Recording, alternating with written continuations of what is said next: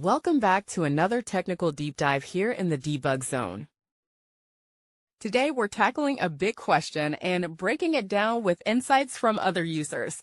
Hopefully this clears up some misconceptions and helps you get the answer you need. So buckle up, stay a little curious, and let's jump right in.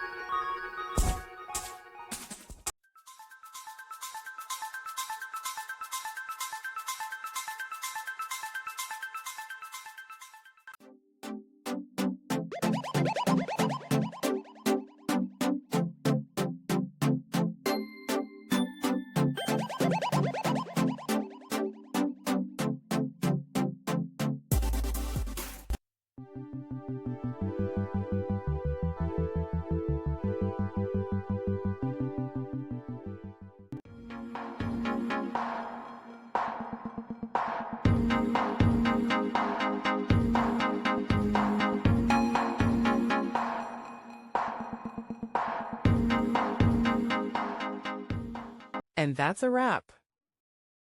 I hope you found the answer you were looking for. If you did, take a second to hit that subscribe button. It really helps out. And let me know in the comments which solution worked best for you. See you next time in the debug zone.